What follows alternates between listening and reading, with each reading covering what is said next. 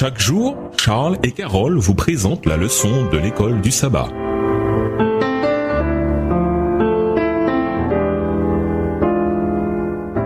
Bienvenue dans votre émission Dieu nous parle. Nous voilà au vendredi 5 août.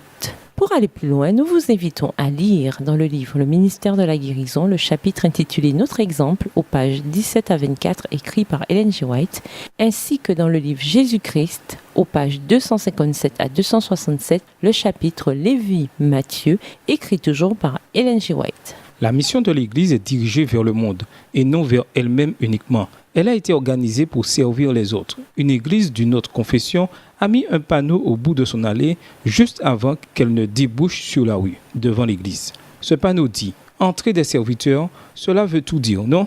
On ne peut pas s'approcher des perdus sans passer du temps avec eux. Jésus savait se mêler aux gens, c'était un maître en la matière. Et Ellen G. White indique que l'Église de Dieu doit l'être aussi. Les membres sont le sel et doivent imprégner la population. Il ne s'agit pas d'un appel à hiberner dans le désert en évangélisant les lièvres. C'est une invitation solennelle donnée par la prophétesse du Seigneur à nous mêler comme Jésus aux gens déplaisants, aux pauvres et aux perdus. Jésus était l'ami des pécheurs. Il assistait à leurs fêtes, les rencontrait là où ils se trouvaient. Jésus n'a jamais mis sa foi en péril. Pourtant, il aimait aller là où se trouvaient les pécheurs. Ceux qui étaient le plus à l'aise avec Jésus, c'étaient les pécheurs, et ceux qui étaient le plus mal à l'aise avec Jésus, c'étaient les soi-disant saints. Mais Jésus ne faisait pas attention à cela, car il savait quelles étaient ses priorités. Il était venu sauver des pécheurs. C'était sa mission, et cela doit être notre mission, même si nous devons pour cela contrarier quelques-uns. Cela fait trop longtemps que des adventistes s'isolent dans des refuges et des ghettos, comme si le reste du monde n'existait pas. Ce temps est révolu. Nous n'osons pas vivre dans l'apostasie plus longtemps. Il est temps de faire notre entrée dans nos quartiers individuellement et en tant qu'Église. À méditer, discuter de l'idée exprimée ci-dessus. En nous isolant, nous sommes dans l'apostasie. Croyez-vous que le mot soit trop fort ou bien la remarque de l'auteur est-elle pertinente? De quelle confirmation biblique disposez-vous pour étayer votre réponse?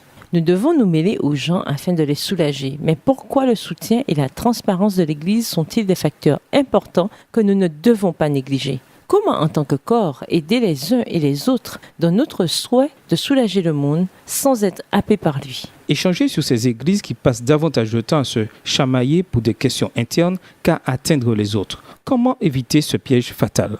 Pour conclure, à cause de ces fréquentes interactions avec les pécheurs, les chefs juifs critiquèrent publiquement Jésus et tentèrent de dresser la foule contre lui. Cependant, Jésus fut on ne peut plus clair sur l'objectif de sa mission terrestre, prêcher l'évangile à ceux qui ne connaissaient pas Dieu. Le Seigneur ne participa pas au péché des hommes. Il chercha plutôt à les sortir du bourbier dans lequel ils étaient plongés en les rencontrant à leur niveau. Tandis que nous interagissons avec les pécheurs qui nous entourent, faisons-le selon la méthode de Jésus, avec amour, compassion, sans juger. Jésus est venu pour nous sauver tous. C'est uniquement par sa grâce que nous échappons à la condamnation. Au revoir. Et à demain si Dieu veut. Dieu nous parle. Chaque jour, Charles et Carole vous présentent la leçon de l'école du sabbat.